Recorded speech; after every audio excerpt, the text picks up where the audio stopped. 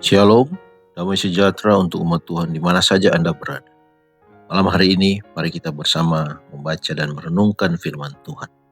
Kita berdoa. Bapa di surga, terima kasih Tuhan untuk hari ini. Saat kami akan membaca firman-Mu, memohon kuasa Roh Kudus menuntun kami. Dalam nama Yesus Kristus kami sudah berdoa. Amin. Judul renungan malam ini, mengapa bimbang? Ayat renungan diambil dari kitab Matius pasal 14 ayat 31. Firman Tuhan berbunyi, "Hai orang yang kurang percaya, mengapa engkau bimbang?" Firman Tuhan sama seperti sifat ilahi pengarangnya, mengandung rahasia-rahasia yang tidak akan pernah dapat dipahami sepenuhnya oleh makhluk yang fana. Masuknya dosa ke dunia ini, penjelmaan Kristus, pembaharuan, kebangkitan, dan banyak lagi pokok-pokok lainnya yang dinyatakan di dalam Alkitab adalah merupakan rahasia-rahasia yang teramat dalam bagi pikiran manusia untuk menerangkan ataupun mengerti sepenuhnya. Tetapi kita tidak mempunyai alasan untuk meragukan firman Allah, karena kita tidak mengerti rahasia-rahasia takdirnya. Di dunia ini pun, kita selalu dikelilingi oleh rahasia-rahasia yang tidak dapat kita selami. Bentuk-bentuk kehidupan yang paling rendah sekalipun merupakan satu persoalan yang para ahli filsafat pun tidak mampu menerangkannya. Di mana-mana terdapat keajaiban-keajaiban di luar kemampuan kita. Apakah kita masih merasa heran menemukan bahwa di dalam alam rohani juga terdapat rahasia yang tidak dapat kita duga dalamnya? Yang sulit dalam kitab suci adalah yang digunakan oleh orang-orang yang bimbang sebagai alasan menyerang Alkitab. Tetapi sebaliknya, ayat-ayat itu menjadi bukti yang kuat bahwa hal itu datangnya dari Tuhan.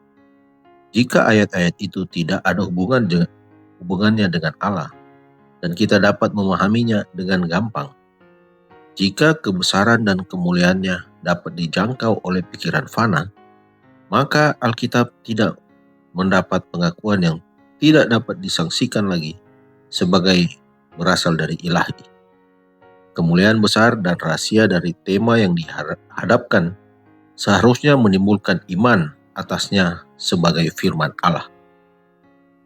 Alkitab membukakan kebenaran itu dengan kesederhanaan dan dengan satu penyesuaian yang sempurna terhadap keperluan-keperluan dan kerinduan hati umat manusia yang telah mencengangkan serta memikat pikiran orang-orang yang paling tinggi budi pekertinya, sementara orang-orang yang sederhana pikirannya dapat menyelidiki jalan keselamatan itu.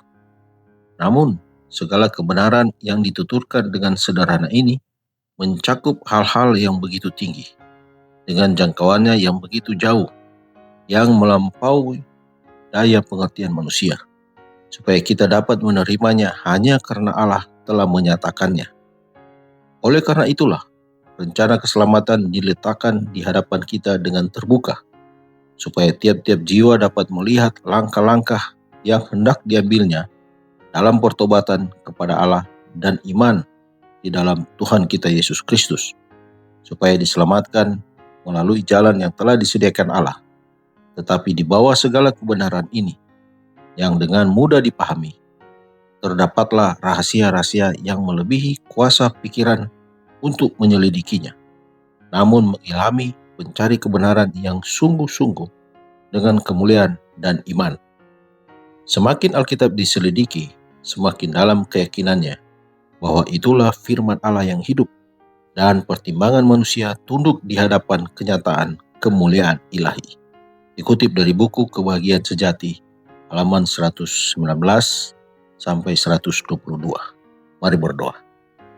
Bapa di surga, kami memohon Roh Kudus menuntun kami, agar hati kami jangan bimbang, jangan ragu dengan kebenaran yang Engkau telah berikan. Biarlah hati kami terbuka ketika kami rajin membaca firman Tuhan. Dan biarlah iman kami bertumbuh di saat kami membaca ayat-ayat suci dari Alkitab. Terima kasih Tuhan karena Engkau baik bagi kehidupan kami.